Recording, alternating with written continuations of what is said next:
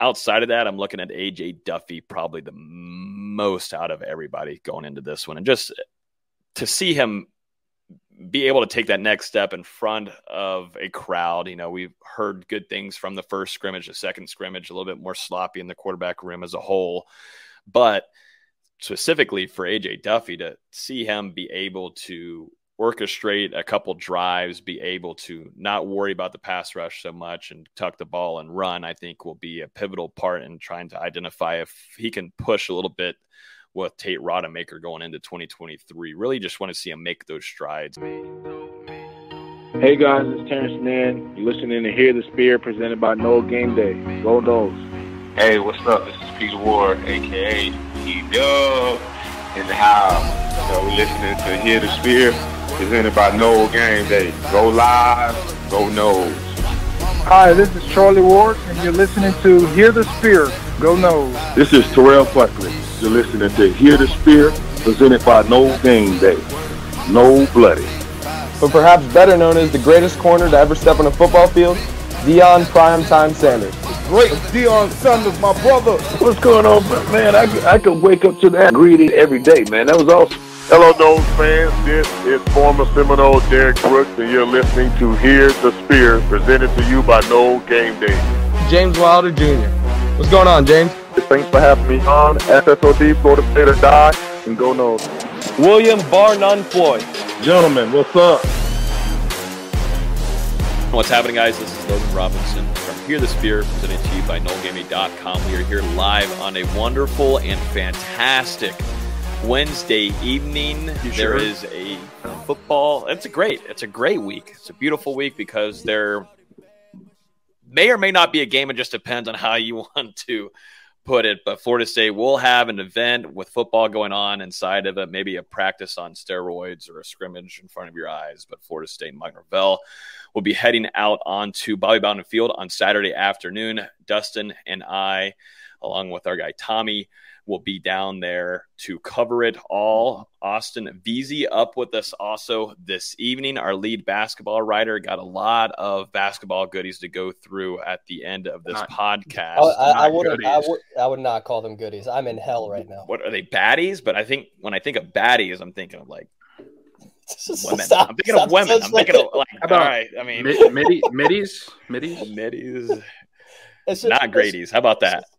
Stuff you don't exactly want to hear. Let's just put it that way. Yeah. So we got a lot to go over this evening. We got to talk some D'Mitri Emmanuel officially getting his waiver granted for the 2023 season, going into his 7th season in college football. Yeah. And then we've got some Seminole Showcase. We'll have a small little preview at that. We'll predict maybe a few potential breakout players and some names to know before going into Doak on Saturday. We'll talk some quarterbacks here and what we want to see from them. We'll go through a little bit of recruiting because there is a big weekend ahead on that side. And then Austin is going to finish us off with some basketball. As always, you can listen to this podcast on iTunes, Google Play, Spotify. If you're on YouTube right now, feel free to hit the like button, comment if you're on Facebook and YouTube. We will try to go over any questions or topics that you throw at us. But let's go and jump into some things, gentlemen.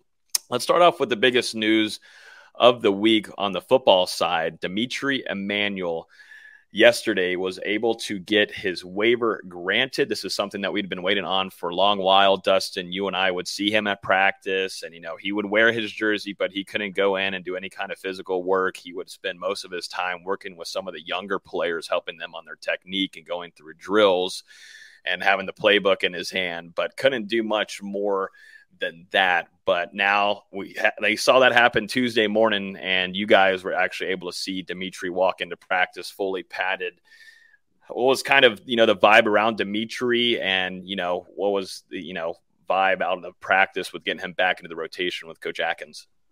Definitely a guy who was excited to be back out there on the practice field and, especially competing with the number of quality guys that FSU has in that room who are battling for starting spots. You got to think the other guys have been able to get a chance, get more involved this spring, while D'Mitri's kind of been in this purgatory period. And now that he's back out there, he really didn't miss a beat yesterday. Had a couple impressive block, showed off his athleticism, had a nice pull block where he was able to get to the opposite side of the line and engage with a linebacker, create a hole for nice gain on the ground. So, I mean, you know what you're getting in him. He was very consistent for Florida State last year, was in the lineup, started all 13 games, ended up being named third team all ACC, and is arguably the most experienced option that Florida State has in that offensive line room as of right now. So, I mean, we're going to see how it goes. Casey Roddick, Keandre Jones, Jeremiah Byers can even play some guard. There's a lot of guys in there battling for spots alongside that interior, but I think you've got to like what you have coming back in a guy like D'Mitri. You could argue he was the most consistent lineman last year, just game to game. Like, he didn't have as many highs as maybe like a Robert Scott did, but he didn't have the lows like some of the other guys. Just very consistent game to game. And it's huge for this offensive line to get him back. Just, you know, we talked about it when we did our position recaps at the end of the season, just how much improvement the offensive line has made. The depth on this offensive line now is just absurd. It helps a ton get D'Mitri back. You look at two position groups that are really excited about this. First, obviously, quarterback room with J. Trav. You saw his excitement posted on social media. But then the running back room should be ecstatic because of what D'Mitri Emmanuel was able to open up for some of the running backs last year. And to get him back into the system for a second year is huge for what Mike Norvell likes to do with his running back room. And, of course, Coach Atkins in the trenches up front. But yeah, you bring a lot of experience. And I think too, you know, this is a guy I saw a lot of tweets about, you know, D'Mitri coming back. Yes. A lot of depth tweets. Yeah, that's depth. But this is a guy that's going to start for Florida State unless something catastrophic happens, in my opinion, unless some of these transfers coming in. You've got Casey Roddick and it's Keandre Jones. Those are the guys on the interior. So we don't have to worry about, you know, Byers. He's not in this conversation unless someone makes some crazy strides there. D'Mitri Emmanuel is not going to lose his spot. You saw, you know, he was participating, Dustin, at the pro day, correct? Just in case something were not to go right with the waiver, right? Pretty much, yeah. He got the chance to work out there alongside the rest of the guys, and you know, it was just kind of like a final option in case that appeal was denied, so that he would have something, I guess, kind of on tape and stuff for NFL scouts to kind of go off of. But I mean, luckily for him, he was able to get the appeal, and I've just been I've been impressed with his approach throughout this process. Because like you said earlier, he's been on the sidelines. He's been out there stepping up as a vocal leader, you know, helping some of these guys whenever they make mistakes. But also outside of that, he's getting the headset on whenever they go to team. He's listening in on the calls. It's kind of given him a different perspective of the game, I feel like. So, I mean, for a guy who's been at the college level for so long to continue finding new ways to, you know, think about football and improve his mental understanding of the game and Florida State system as well, you know, going into his second year of the offense. I've been pretty impressed with that approach. Yeah, much needed, and you have the depth part of it, but I thought he impressed us when we saw him last spring. I was like, whoo, who was that? Number 71. He is a guy consistently winning his one-on-one reps going against Fabian Lovett. Not so easy there. You got a veteran, Robert Cooper, but he was the one really playing well in those practices in that last spring. And then we saw it go through in the fall. And like, okay, D'Mitri Emmanuel is going to be one of Florida State's top offensive linemen going into 2022. But just to have him back is huge. Yep. So great news for D'Mitri. And like you said, for a guy having to deal with that, sitting back, it's got to suck. It's got to suck. And I know he's trying to be as hands-on as possible. And I'm glad that he was able to go participate and do what he needed to do at the pro day. But getting that news on Tuesday was massive for Florida State going into this next season. You need that depth. We've seen whenever Florida State gets a little thin there, things get messed up, man. Things don't go so smoothly. In Florida State, we saw a better trend of that last year, and it should be even stronger than we've ever seen, at least covering this football team in 10 years. Yeah. It's going to be an extremely strong unit. I mean, we've talked about it throughout the offseason. 5 guys coming back who started at least one game last year. You've got the 3 experienced transfers coming in. You've got the young talent like Julian Armella, Jalen Early, Estes. You've got Quashawn Sapp, who's made some strides now this spring at that center spot. So, I mean, a lot of promise at the top, and also, you know, with the talent that's growing in that room, I think you've got to be excited for what's going to come on the field in 2023, and then also what you've got in the cupboard for years to come. That room has been built extremely well over the past couple of recruiting cycles, you know, not only through the high school level, but obviously through the transfer portal as well. And I mean, just credit to Florida State's coaching staff, and especially Alex Atkins and those guys he's got under him, Cooper Williams and Gabe for Tita. They're all doing a really good job here. That's mainly the biggest news breaking stuff here, but I did want to mention too, we're still waiting on another waiver with Darrell Jackson, Miami defensive tackle transfer. And I think this is a huge one. And we're going to talk about the spring showcase in just a bit, but you're going to see a lot of Darrell Jackson on Saturday. He's a guy that's flashed and he's made some plays just going off the first little bit of spring camp that I was able to attend. And Dustin can give some more intel on this, but Darrell Jackson is going to be a problem. And I think for Florida State fans, whenever they're able to go into Doak Campbell Stadium on Saturday, Dustin and VZ, I think they're going to be like, who is that? And number 14, he is a guy that likes to cause problems against the offensive line, and he's been doing that all throughout camp. And it's great to see it alongside Joshua Farmer, but still, you're waiting on that waiver, and, that's what stinks about it. But I think there's some optimism just because of the circumstances and the reasoning behind it that he will be granted that. But, you're one of two right now waiver situation going into next season. Mm-hmm. You never really know with these processes. I mean, sometimes they come through, sometimes they don't. It's really just going to depend on the NCAA.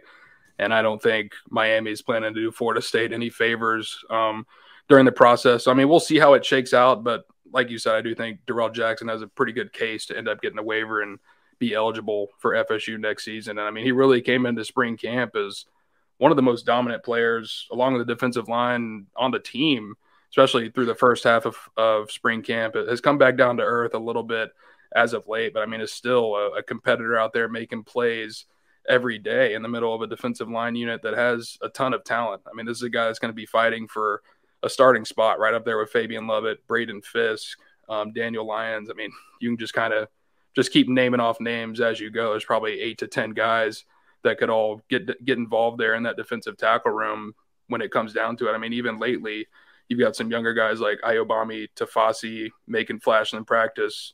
Antavius Woody obviously converted over to defensive line. So it's a really stacked group. And I think Jackson, to his credit, has done a good job of standing out at times and really making a lot of plays. So his transition so far this spring, it's been impressive. And I think fans are going to be excited to see some of those flashes on Saturday. There's a question in the chat from Nick on Facebook saying, when guys start projecting where they'll fall in the depth chart, some non-starting talent will jump in the portal. Can we forecast at this point anybody who could fall into that possibility after the spring, or is it still too soon? I really do think it will be. At least we'll do a little bit of forecasting after the spring. We'll see how things are during the spring showcase, as we'll probably go into more depth later. This is a different style of spring, in quote, game, a little bit different than how Jimbo used to run it here with Garnet versus Gold. And it really is a scrimmage style with a little bit of drills going through special teams, a lot of one-on-one battles, which is, fun to watch, but it still is not a spring game looking at some of the other colleges across the country going into some of them this weekend. And if you're Florida, you also have yours on Thursday night. Congratulations to them. That seems exciting, but no, for Florida State's case, it's Friday. Yep.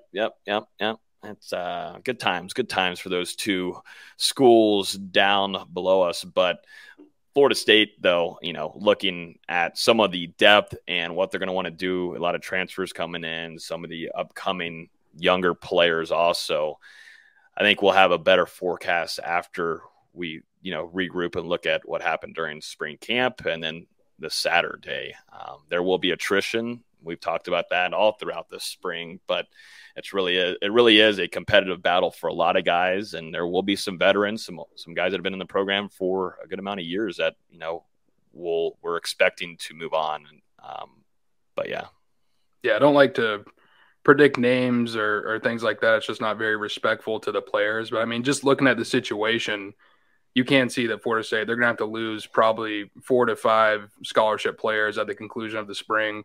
The transfer portal window opens up April 15th. It's a 15-day window to, I believe, May 1st. So we should know pretty quickly who's going to be moving on from the roster. And I mean, if you look at a couple positions, there are some guys who maybe could be in that scenario, and we'll just kind of see how it works its way out. But Florida State, they are going to have to lose 4 to 5 guys, especially with D'Mitri Emmanuel coming back. And, you continue to hear the whispers of Destin Hill arriving at some points. I mean, we'll see how that all works itself out. But then Florida State, if they want to get involved in the transfer portal and look to make an addition at a position, that's even more attrition that you're going to need to lose from the guys who are already on the roster. But like I said, we should know pretty quickly which guys are going to be departing with that portal window right around the corner.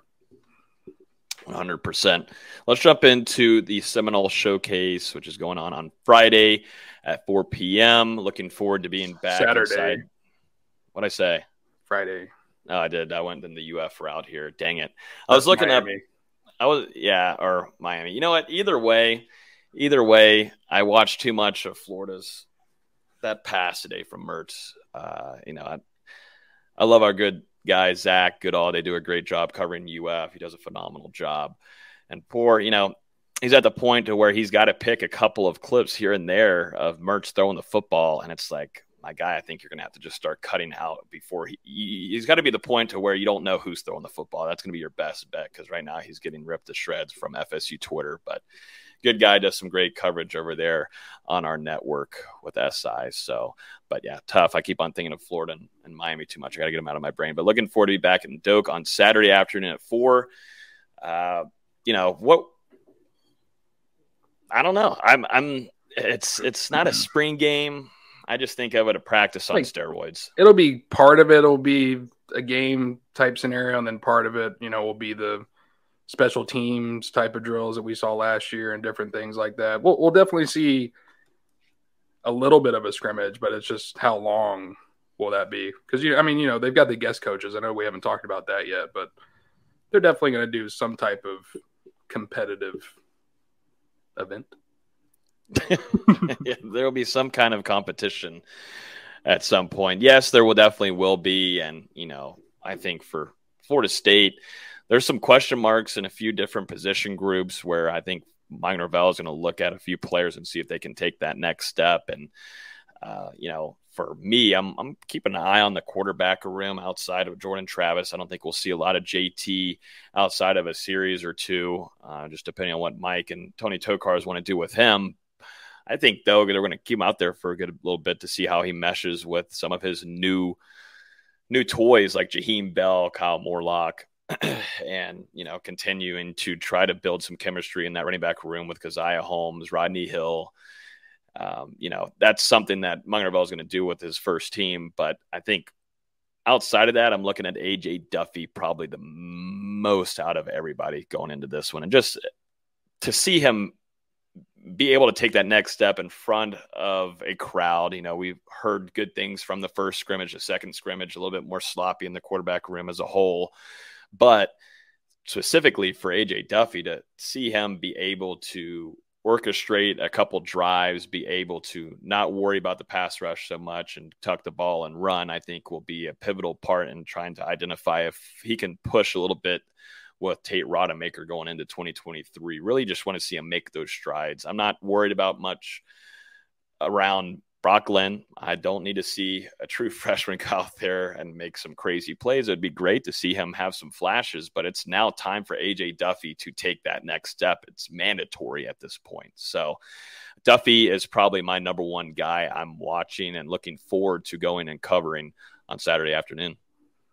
Definitely something to watch with the quarterbacks. I do agree. I don't think Jordan Travis will get a ton of burn during this scrimmage, whatever you want to call it. I think we'll see a lot of, like Logan said, A.J. Duffy, Tate Rodemaker, and also getting Brock Glenn involved there.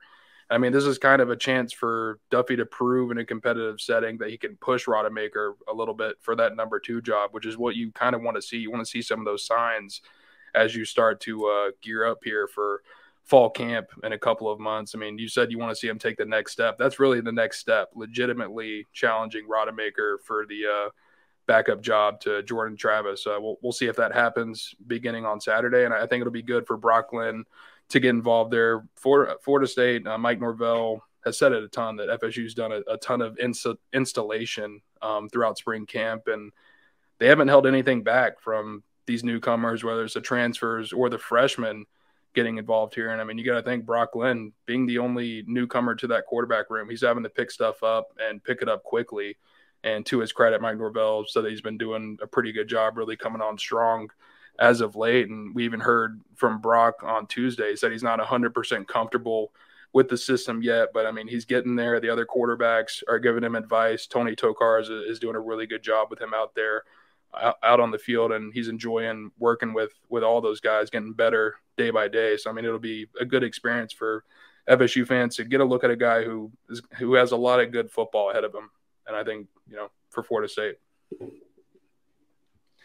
Yeah, and, that quarterback room, you're kind of doing that. You're testing the waters just because you know what you're not going to have in 2024, and that's Jordan Travis. You're not going to have him. You're also not going to have a whole lot of other people, but specifically you're not going to have Jordan Travis. And, what's it going to look like? Who's going to be able to make some strides? But, I would love to see A.J. Duffy have a nice day and show us what he, I think, is capable of. And there's just certain things that he's got to get better at, and I would like to see that happen on Saturday afternoon. I want to kind of predict a few potential breakout players because I feel like we can cheat at times at this, Dustin, because being able to be at practice and view, it's nice. So we can also tip off some of our listeners. Yeah, I mean, we get to tip off our listeners a little bit before they head into the stadium and write down a few numbers to keep an eye out on. But as we were talking about earlier, I think Darrell Jackson is one that you're going to want to note on to your piece of paper. If you're bringing the roster sheet in, make sure you note down on that number for Darrell Jackson. The other one is going to be the guy that's probably been the most consistent and might be the king of the spring. I think he seals it off if he has a nice day on Saturday afternoon. And it's crazy to think it could be from a true freshman star with Vontravius Jacobs, a wide receiver coming alongside with Hakeem Williams, a 5-star product down south in Florida. But Vontravius Jacobs, I think those two, to me, at least if I'm starting off there, to start at the very top, are guys I would put quite a bit of money on if I had the odds pretty low. Vontravius Jacobs is just he's showing out, and I think Mike Norvell is going to have it's going to be tough for him not to allow him to be on the field a whole ton this next season. But Vontravius Jacobs is fun, and I think it's going to be fun for a lot of FSU fans to see that on Saturday in front of their eyes. Yeah, Vontravius Jacobs has been really good for Florida State. He has come back down to earth a little bit the last couple of practices, a couple of drops here and there, but I mean, he's still making a ton of plays. So I think you've really got to like the spring camp that he's turned in. To me, maybe the guy who I think is potentially the king of the spring, Rodney Hill, seems like he's primed for a heck of a sophomore season. It has been Florida State's most consistent running back throughout the spring. Obviously in the tight end room, Jaheim Bell and Kyle Morlock are two that you've got to watch. You mentioned Darrell Jackson. I would say keep an eye maybe on some of the defensive ends behind Jared Verse, Patrick Payton on the verge of a breakout campaign, kind of getting a little bit of a look to it. Gilbert Edmonds and Byron Turner to see what they can bring with more of a role with McClendon moving on. Omar Graham Jr. in that linebacker room, been coming on strong as of late. Obviously a lot of experience there, but I mean, he's a guy to watch. And I mean, I'm excited to see the entirety of that defensive backfield, the cornerbacks, the safeties, because this is the first time that, I know they've had the scrimmages, but for the media, for fans to kind of view them in a competitive setting under the guidance of Patrick Surtain. So it's going to be really interesting. There's a lot of different things to follow going into the spring showcase. And I mean, I think that's a good thing for Florida State, whether it's the guys coming back, some of the guys coming in, there's a lot of excitement going into Saturday, even if it's not going to be a 4-quarter type of game. I would say for someone like me that's not at all the practices, just being 3 states away, the two players you hear the most about, at least that we've seen, are Jacobs and Patrick Payton. I know I'm really excited to see what Jacobs can bring to the table. You guys have talked about it literally all spring, just how consistent he's been, and now's the chance for someone like me to see it. And then obviously Patrick Payton, we're all expecting him to take that next step. I really want to see that on a stage on Saturday. And the offensive line as well. Logan, you're muted. But the offensive line as well. I think majority of guys should be out there at least to give it a go for a while, and you're going to get a look at some of the younger guys on that unit as well. I mean, Florida State, 18 scholarship offensive linemen at this point.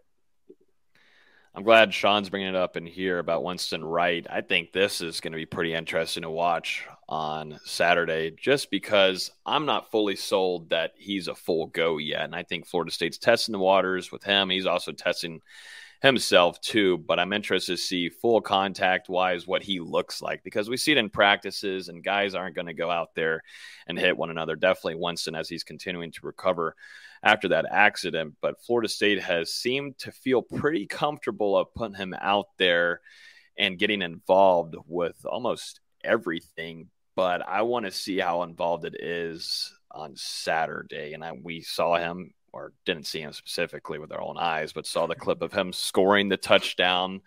Did see at the end, though, the DB not really touching him as much.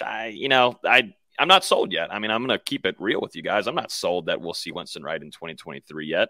And I'm hoping that I'll be able to take that next step and trying to clarify that on Saturday. But I don't think I'm going to get my full answer until Florida State faces LSU in Orlando, sadly. But I would like to see that to kind of clear my mind. Okay, Winston Wright is going to be an asset for Florida State in 2023, or am I still going to have question marks after that on Saturday? It's just something that is always on the top of my head to where after I left the first couple of practices, I still was not sold that it's a concrete thought that we're going to see number one full force, at least to start the season.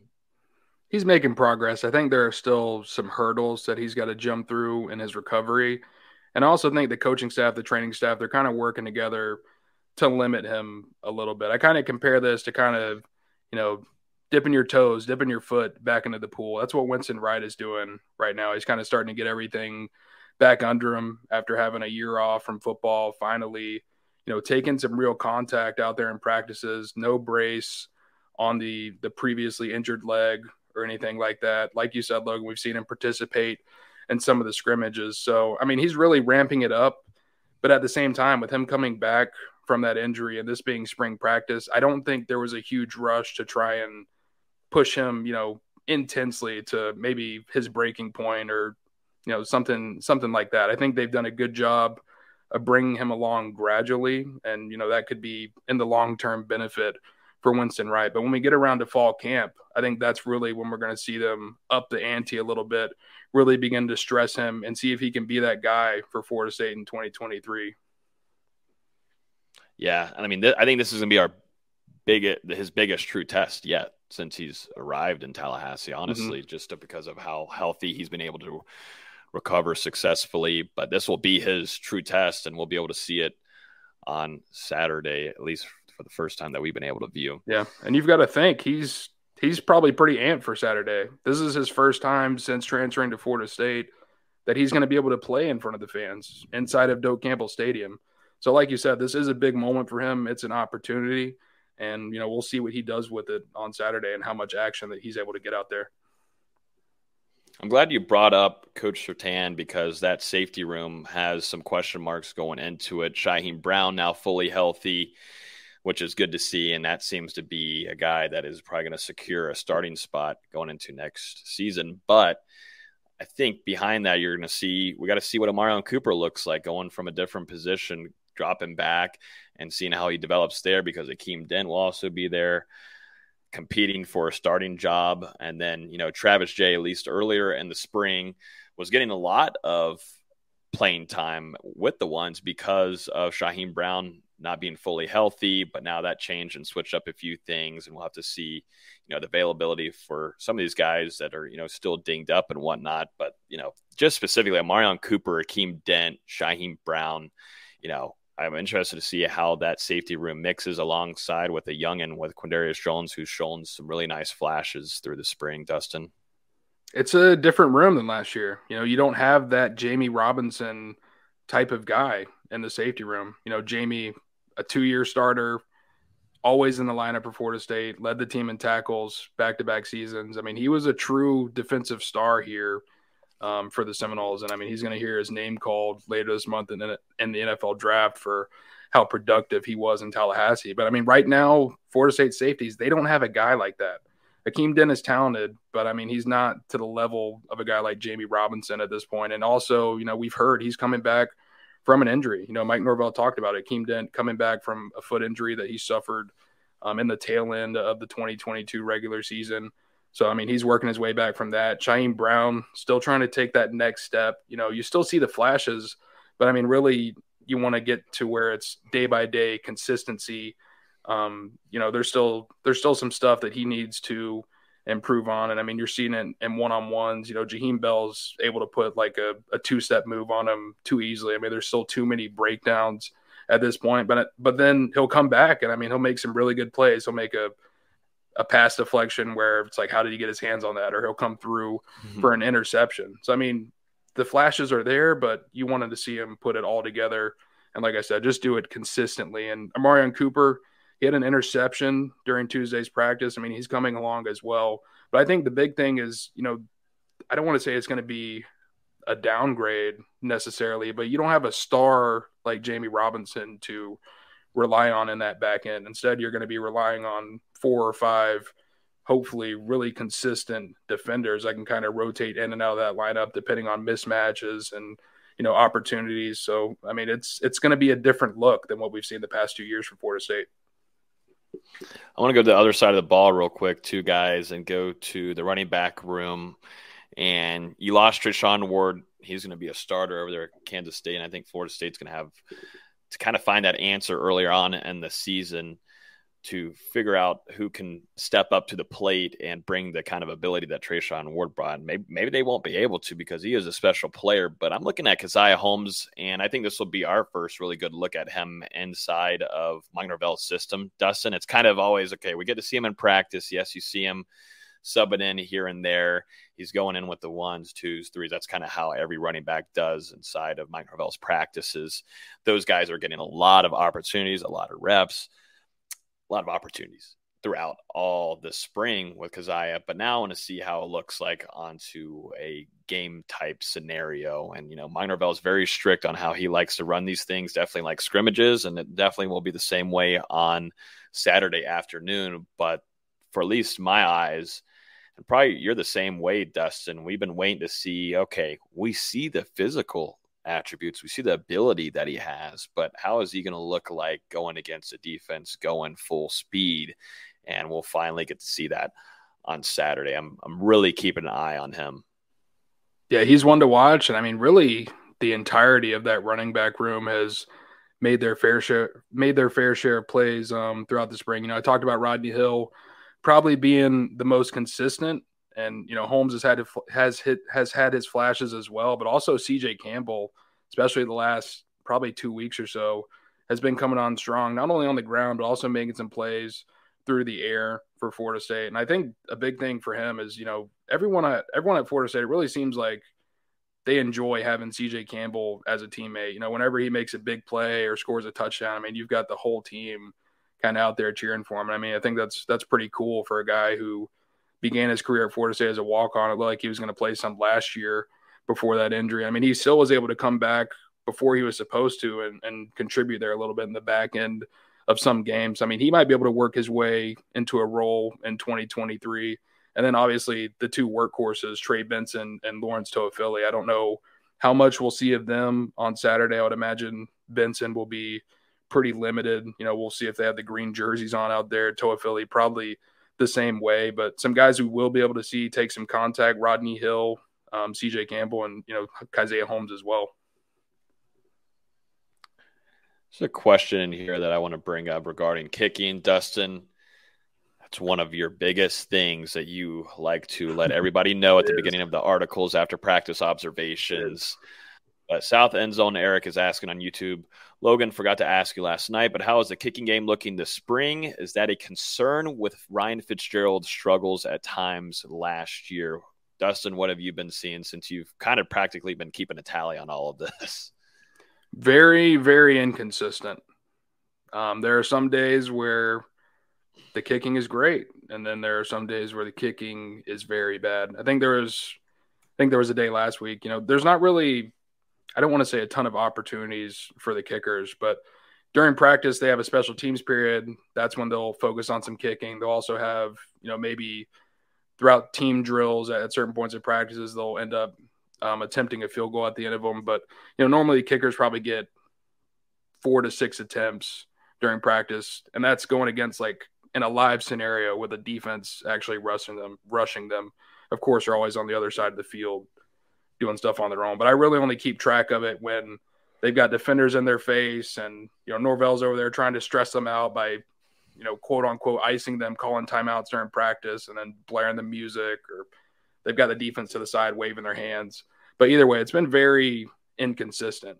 Like yesterday, Ryan Fitzgerald, 51-yard field goal right down the middle. You had Tyler Keltner come up short from, I think it was like 53, and also a long 40-yard field goal as well. But then last week, it was Keltner knocking in a couple, and you had Fitzgerald struggling a little bit. So, this battle has kind of been all over the place at this point. I think probably right now, if the season was starting today, I would say Fitzgerald's probably going to retain the job. But, there's still a long way to go from here.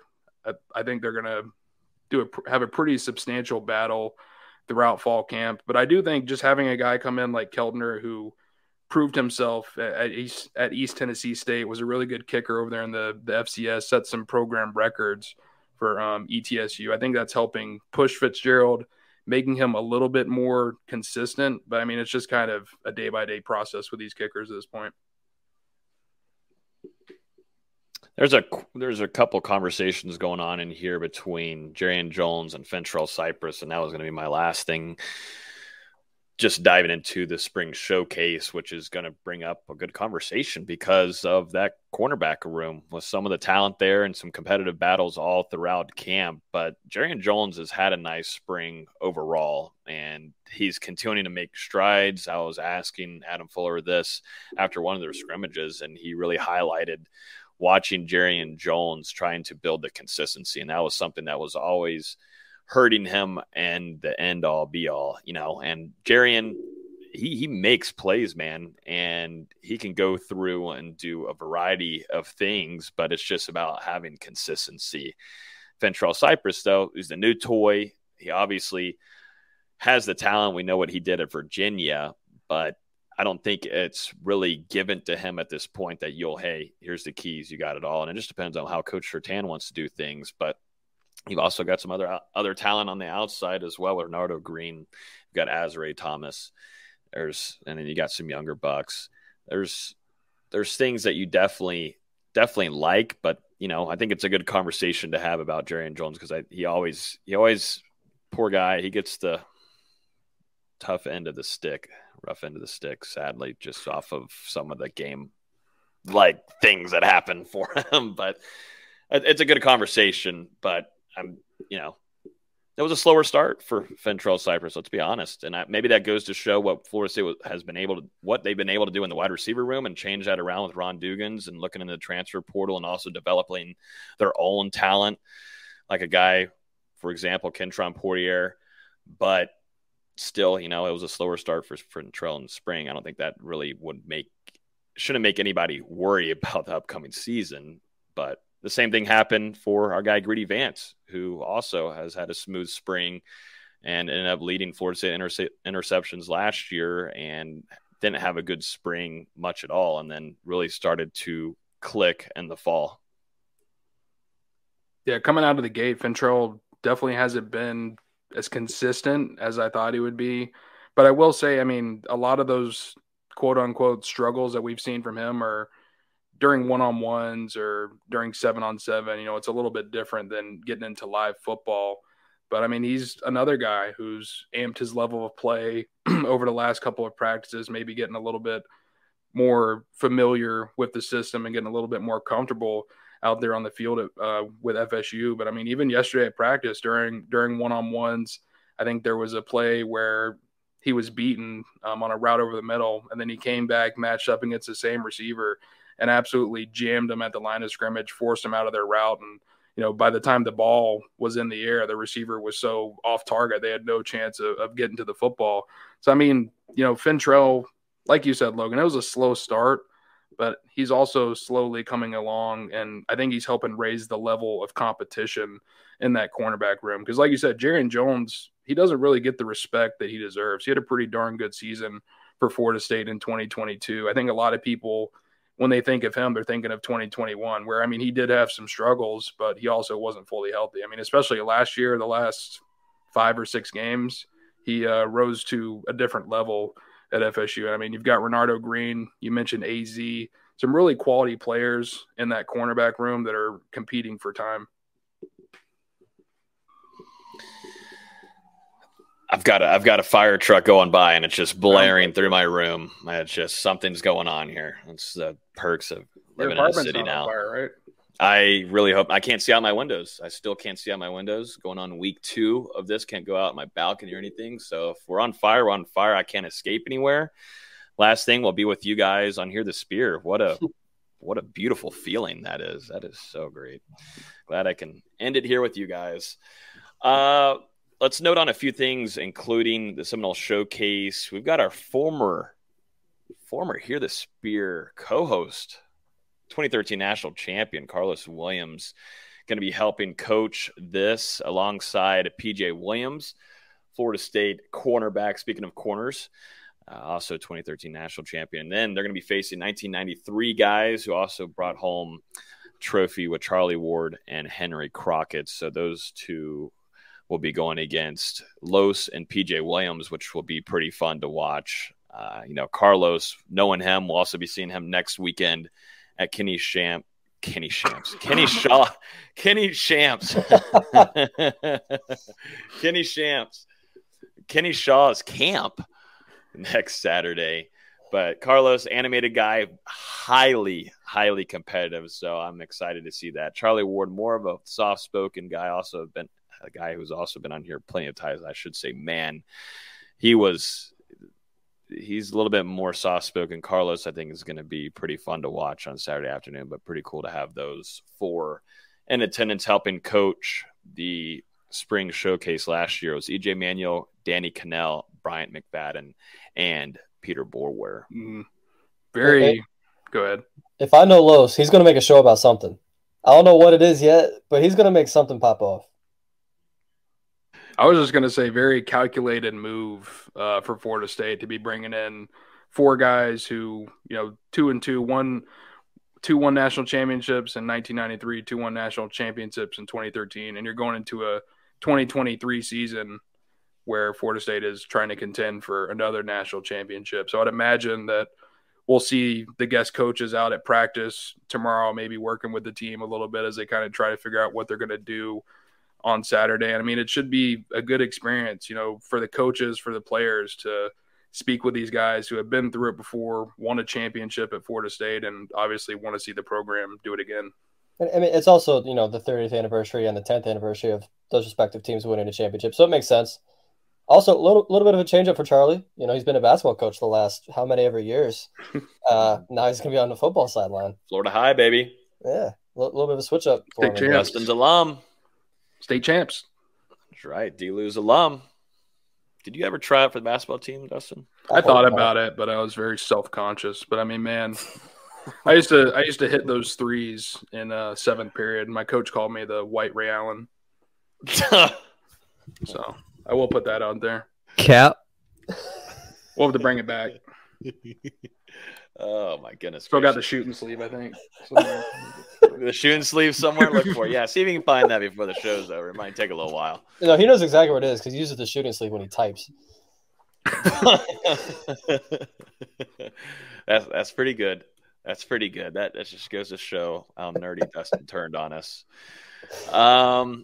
Real quick though, I thought this was pretty interesting to hear from Mike Norvell a little while ago. I don't know if this was last week. Yeah, it was. But him liking the idea of having a scrimmage against another team. Yeah. Just depending on, and there was a whole discussion on full physical contact, yada, yada, yada. But just off the top of his head, immediate, he's about it. He likes the idea, and there's a lot of potential you could do with it because you could have another Florida team come up. You host it. You also have recruiting weekend with it. There's a whole lot of benefits, I think there is. And then you can also manage it how you want it to be. Your quarterback stays safe. There's no cutting knees. There's no kickoff coverage. Whatever you want to do, just treat it like a freaking – no, Pro Bowl games suck. There's a reason why they don't have them anymore. But something to where it's very safe, because I know that's going to be the first argument that you'll have. But outside, I think there's more benefits than negatives, in my opinion. But I liked him being all about it. Hugh Freeze, I think, was another coach that liked the idea of it. But I just thought that was a pretty interesting, idea, or, answer from Mike Norvell. He's all about it. He's about that action. So it'd be cool to see like a UCF come up or USF come up and Florida State be able to scrimmage. I think it'd be huge for some of newcomers for both teams to get a good feel of how college ball will be like. It all depends on the NCAA and all that crap. So probably is never going to happen, but I just thought it was interesting. I love the idea of it. I mean, we see it in the NFL where they have the joint practices before the preseason games, but we also see it in college basketball where we see the secret scrimmages. We saw Florida State, didn't see, but Florida State played Michigan in the preseason, just a glorified exhibition game. And like Logan said, you can script it how you want. You can decide we're going to do defense this kind of defense this half versus this kind of defense this half. That's what Florida State Michigan did. They said, we're going to do man-to-man one half, 2-3 zone next half. You can do just walk-ons. You can do whatever you want. You can script it how you want it. And, it's such a good experience, not only for the kids, but you get to learn about your team just a little bit more. And it gives them that feeling of hitting someone else that's not your own team for all of spring and all of summer. Just like with basketball, you're playing against the same guys in practice for, all summer, all fall. You got to shake it up a little bit. I think it's a great idea. I hope something comes of it. I think the difference compared to your example, Austin, is that Florida State and Michigan is a competitive game between two of the top teams. I mean, until Florida State played last year, but two of the top teams in college basketball. Whereas, if you look at the idea for these spring scrimmages, it's having a school like Florida State or Auburn or Alabama bring in a group of 5 team from their respective state. I mean, I just don't know how much of an advantage there is for FSU to play a game like that, because if they lose, people just make fun of them. If they I don't think it's a lose. I don't think it's like a game. I think it's a scrimmage. Yeah, no, you can have scoring, but people it's are going to keep score predicated over that. It's a especially rival spring. fans. It's a spring. If you're thinking that there needs to be a score and then there needs to be chatter, like UCF comes up, oh my God, their third team just scored. They just ended up winning it all. Like, I mean, UCF's fan base would do something like that. Yeah. So they maybe would. maybe bring up USF. That's what I'm saying. But I mean, the shell around it is that it's not an actual game. It's a literal scrimmage. Like, let's just go to the NFL. You go to the pros. I like that. You go visit. You spend a couple of days there. You're scrimmaging. You predicated on different kind of situations. You can do your 11-on-11s. You can have your 2s-on-2s. You can have your 1s-on-2s.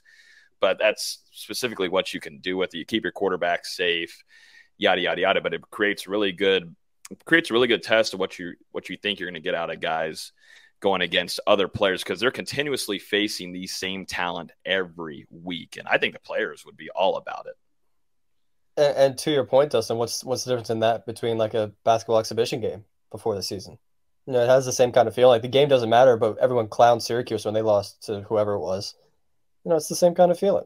There's no advantage to it, but I mean, at least for an exhibition standpoint, you're warming up for your season as far as college basketball. For this, a game in April where you could have a guy, you're probably not playing your starters on this game, but you could have a guy who's in your rotation end up with a season-ending injury for something honestly meaningless. You have those risks in your normal practice anyways too. Like it's always going to be there.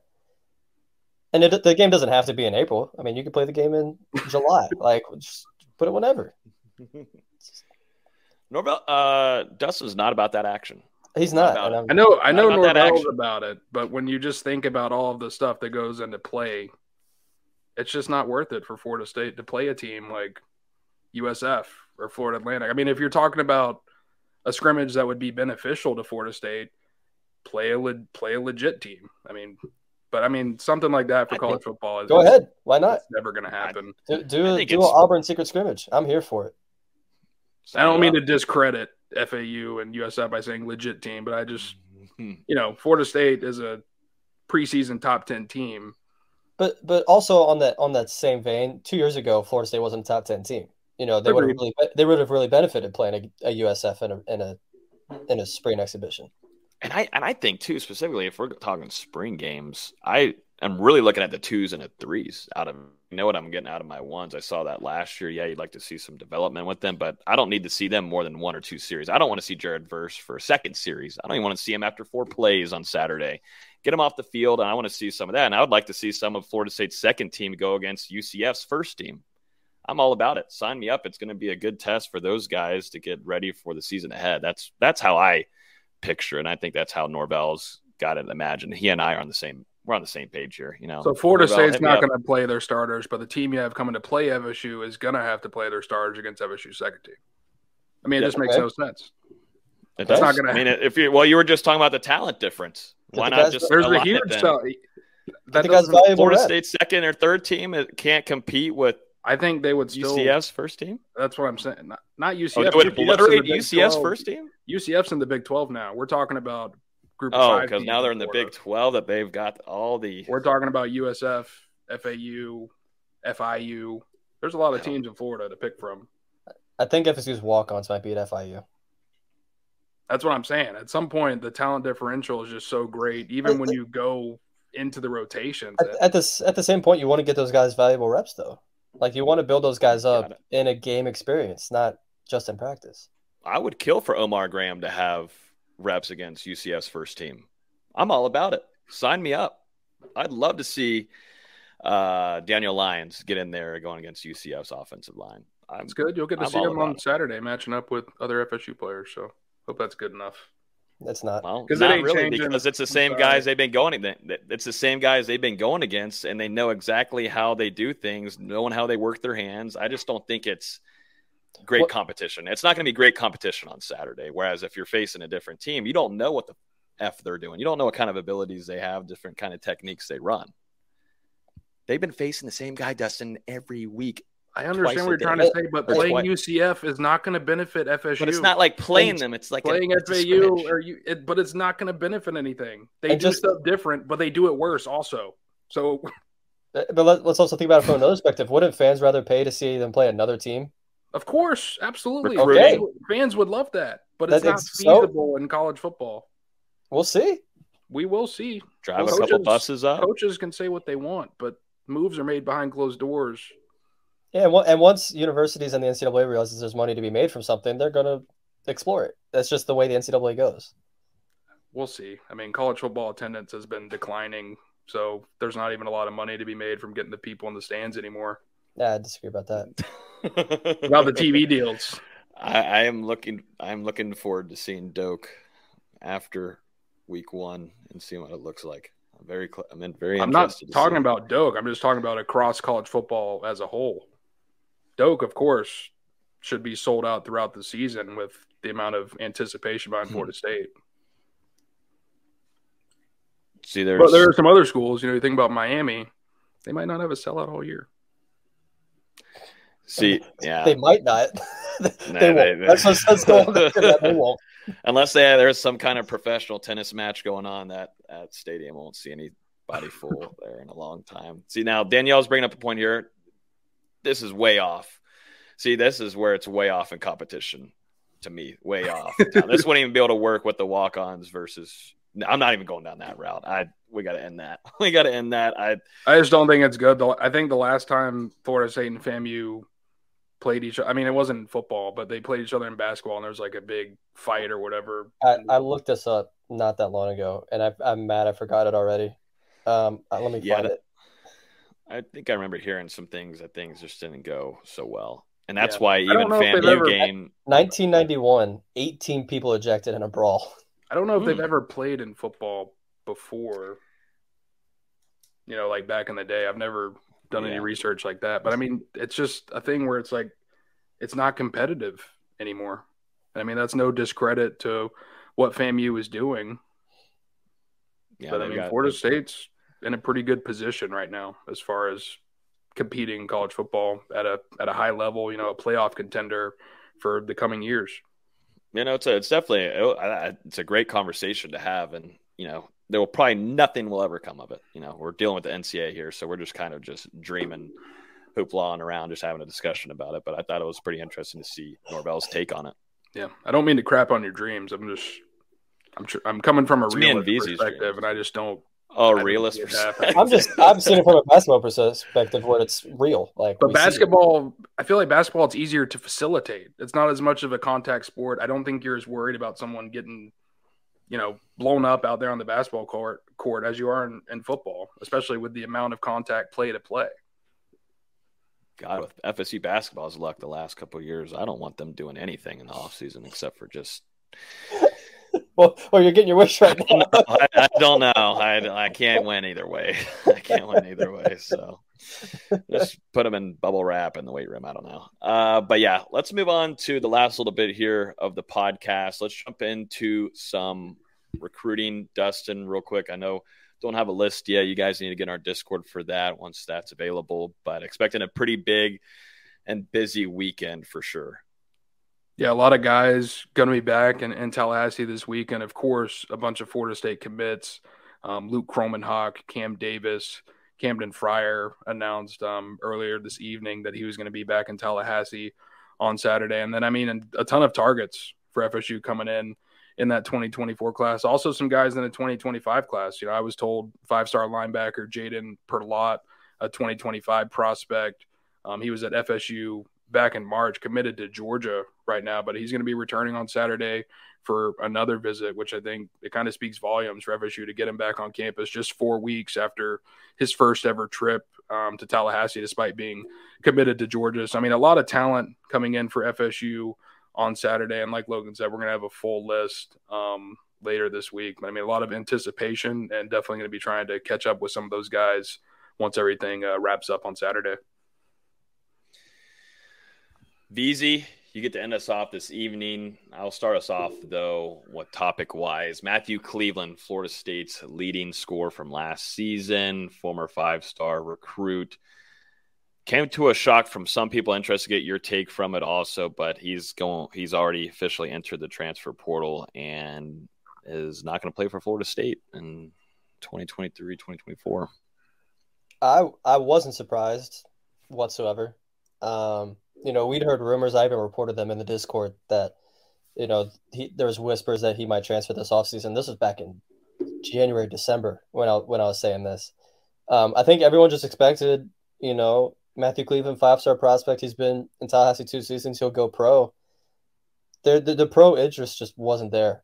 NBA teams and scouts were just consistently telling me he's not getting drafted. He needs another year. And from Cleveland's point of view, does he want to spend another year in Tallahassee on a really bad basketball team? More than likely. Obviously, there's going to be a lot that plays out over these next few weeks. Or does he want to go somewhere and win, where he can showcase his talents a little bit better? For every Virginia game winner and Miami game winner, there was games where it felt like he wasn't even out there. And, maybe he can go somewhere where he can find more consistency and more success. I wish the absolute best for him, but I think it's best for both sides that Cleveland moves on. His list of suitors so far was announced or was released earlier today. Just pretty much everyone you'd expect: Arkansas, Michigan, Auburn, Indiana, Texas A&M, Miami, NC State, Georgia Tech, Georgia, Kansas State, Pitt, Wake, Texas. A lot of big-time programs. He's going to be one of the most sought-after guys in the portal. My thinking, as we stand right now, he's been in the portal 24 hours. My expectation is Auburn. I know a lot of people are going to think Missouri just because of the CY connection. I think he wants to be close to home. He kind of strikes me that was one of those guys. And at the same time, he's going to want to go somewhere where he can win. So Auburn kind of matches both of those for right now. We'll see how it plays out. Maybe they don't really sell him on their vision, but I'm not too upset over a guy that was on a 9-23 basketball team. I'm just not. Anybody can go, and I'm not going to be upset. I know it necessarily didn't surprise you, but man, for Florida State to lose its 2 leading scorers from a season ago in a span of, 2 weeks or whatever it was, a little bit shocking, especially Matthew Cleveland. At least from my perspective, I kind of thought that it was going to be, if he was to leave Florida State, I didn't think it was going to be by the transfer portal. I thought it would be him testing the professional level, seeing what he's worth in the NBA. So I guess, I just didn't see him hitting the portal and deciding to finish his college career, at least, play another year somewhere else, especially, after what he had done in Tallahassee the last couple of years. And it really seemed like, and whether it's fair to him or not, he was kind of starting to develop into one of the faces of this program prior to his departure, just because, not only because he was one of the guys leading the team in points, but also, like you mentioned, some of the shots that he was able to make and lead FSU to a couple of epic victories that, are going to be remembered around Tallahassee for the coming years. Whenever FSU matches up with Virginia, we see that half-court shot from Cleveland being replayed. And, it's going to be the same thing with Miami now. So it was just a little bit surprising for me to see him move on in that fashion. But at the same time, I can understand wanting to go find a program that's, moving in a better direction than Florida State right now. Florida State needs leaders, and I'm not saying Cleveland's a bad kid whatsoever. They just need guys that fit the culture better, and maybe he just wasn't one of those guys. It sucks, Isn't he McLeod one of those guys? Man. Please, we want VZ to stay on this show with us for a long while. I don't want him canceled. You made me mad. I just lost all train of thought. No, I got it. You go back and look at that 2020 recruiting class. That was a top 3 class in the country with Matt Cleveland, Jalen Worley, John Butler, technically Naheem, I guess. Butler moved on after 1 season. Cleveland's gone after 2 seasons, and Worley hasn't been that great so far.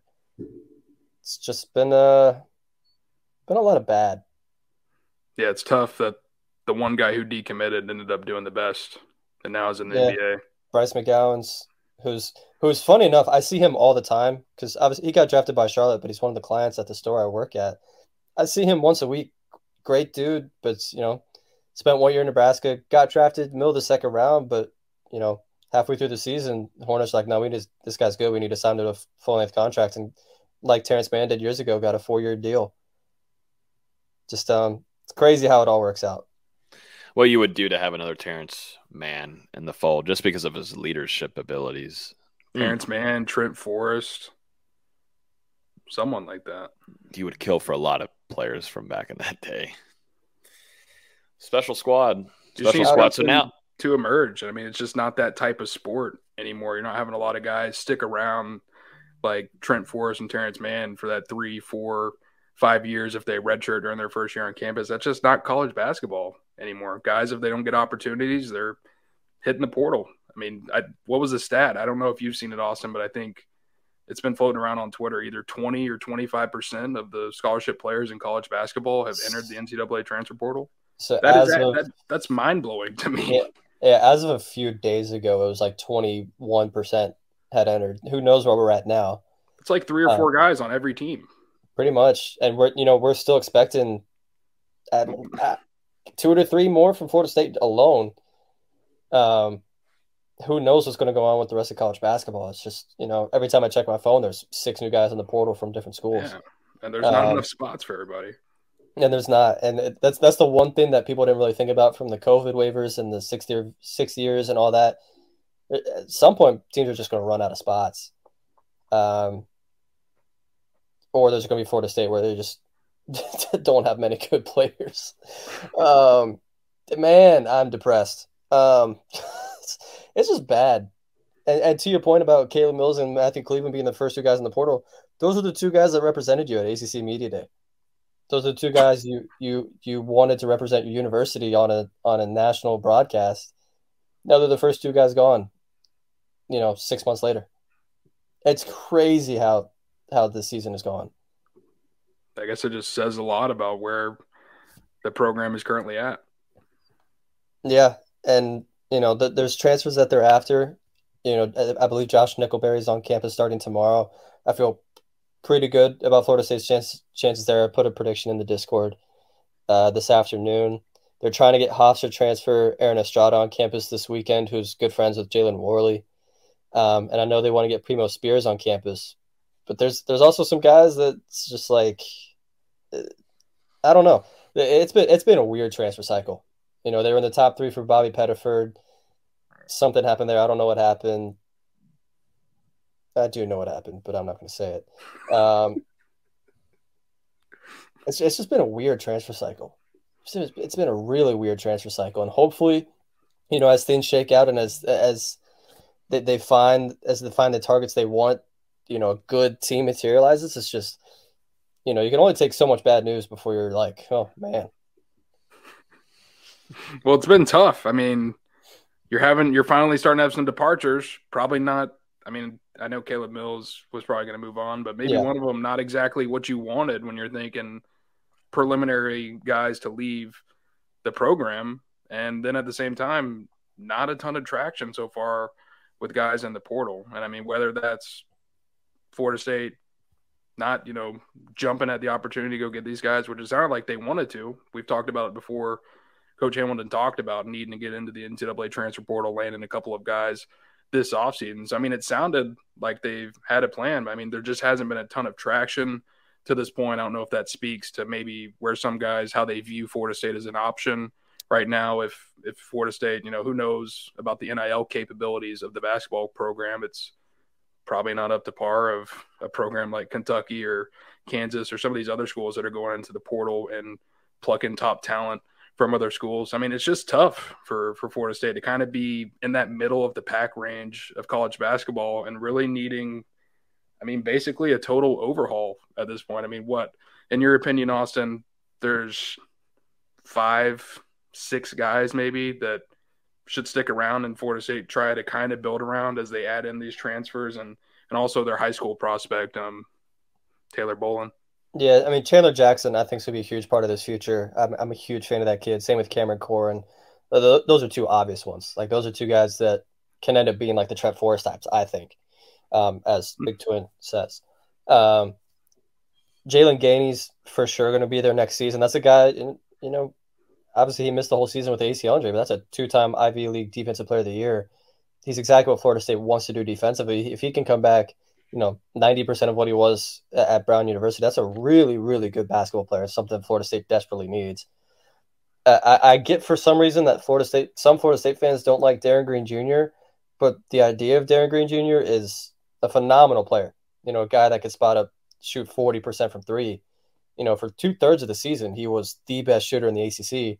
And then, as dead legs towards the end of the season and he's playing 38 minutes a game and teams are realizing, oh, he's the only one that can shoot, teams game plan around that and can take him away. I think he's a really, really good basketball player. Just didn't get the greatest chance to showcase that last season. You'll hopefully get Cameron Fletcher back healthy for the start of the season off his ACL injury. We're expecting Baba Miller to stick around, and I know he didn't have the greatest freshman season once he came back from his suspension, but the idea of him as a player is amazing. A guy that's 6'11", can handle the ball, can do anything. He's got to get in better shape, and he's got to get a little bit stronger. And that's 5. After that, it's like, if you want, like.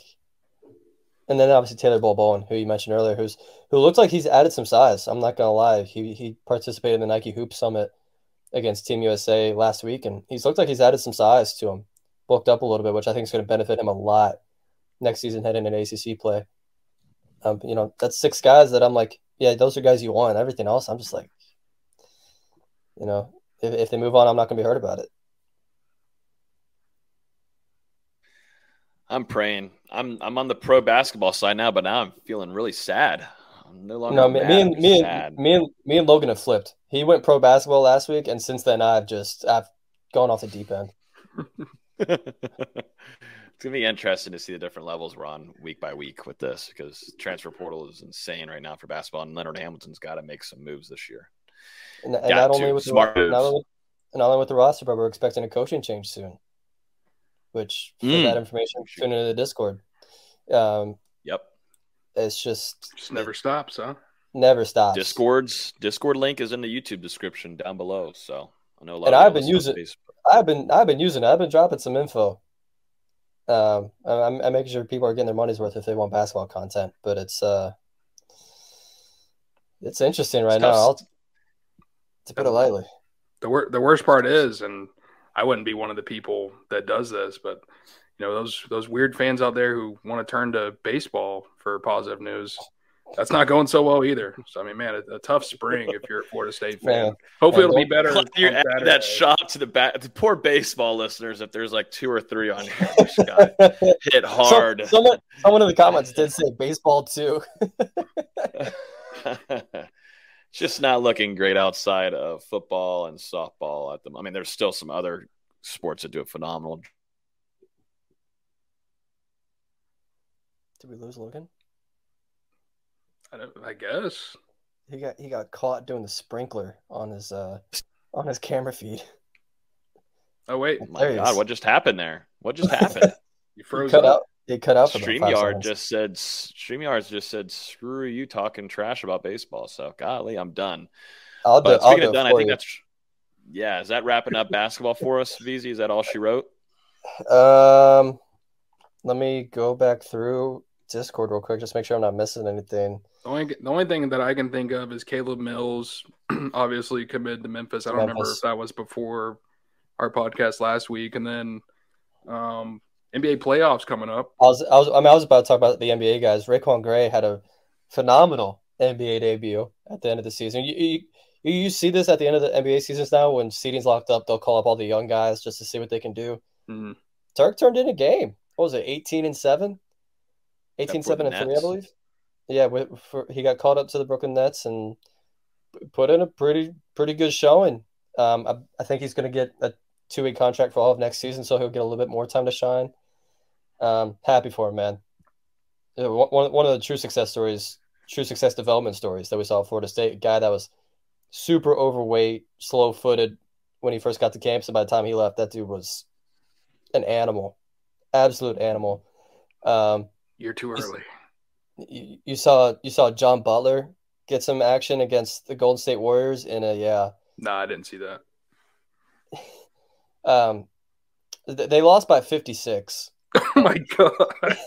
And he played 22 minutes, scored just 3 points. No, I didn't. He was a minus 37. That's tough.